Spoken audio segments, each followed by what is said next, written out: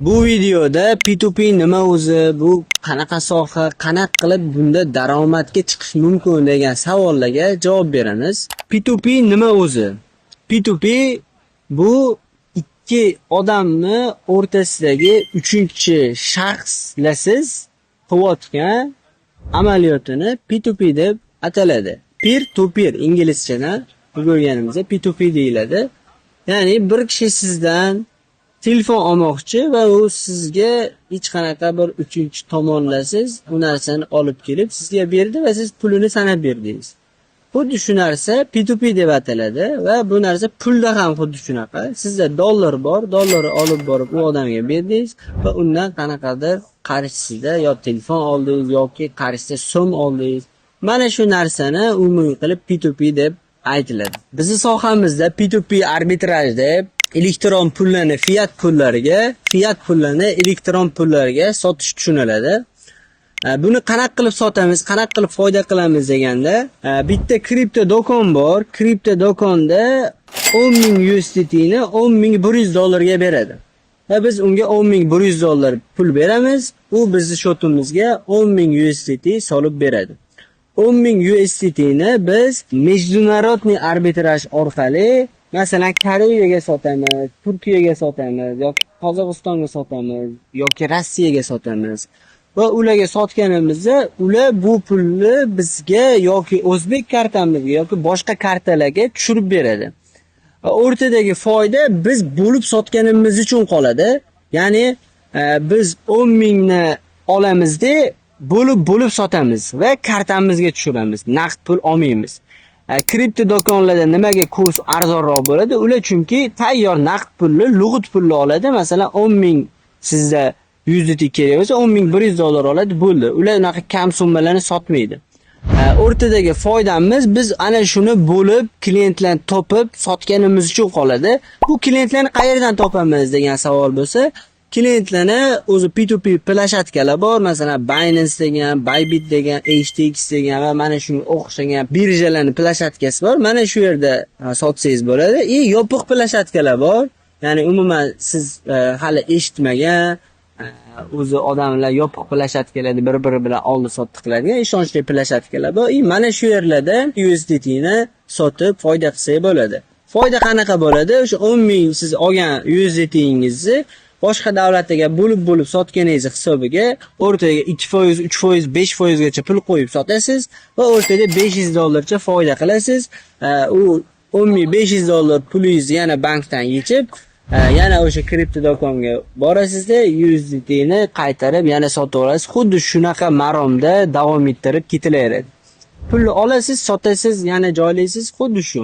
O'rtacha bilim darajasidagi odam bu yerda haqiqatdan pul topishi mumkinmi? Bu yerda ozgina mana shu sohani tushungan, kartalar bilan ishlashni bilgan, zakiy odam bo'lsa, bemalol pul topa oladi.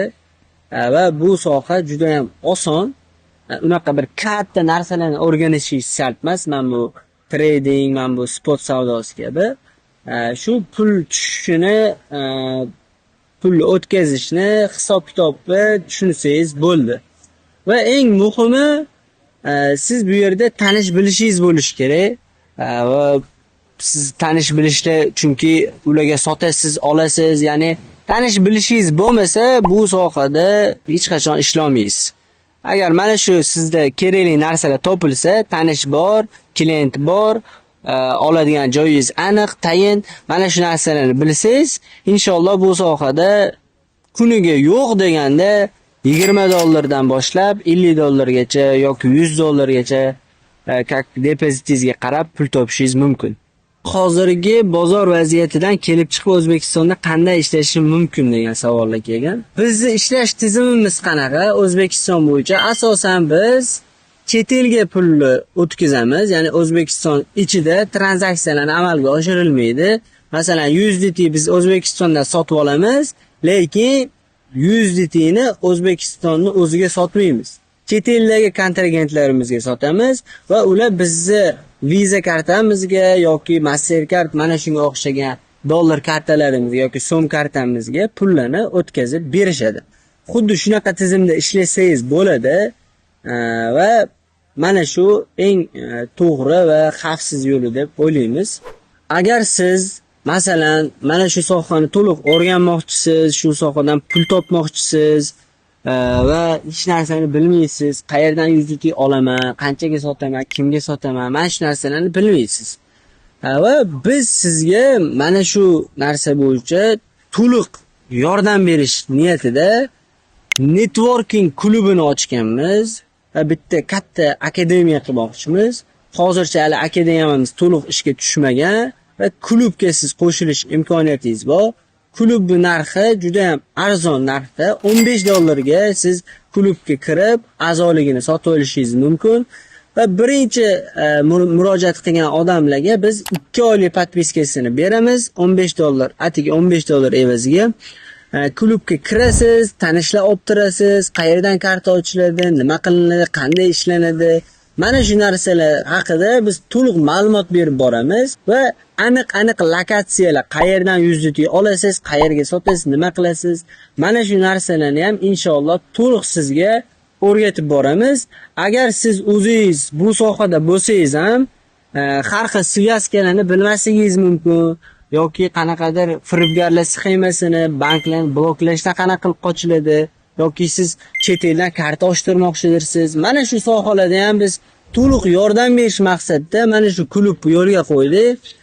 Kirib, klub bilan tanishib, bemalol qo'shilib olishingiz mumkin. Mana sizga pastda ssilka qoldiraman.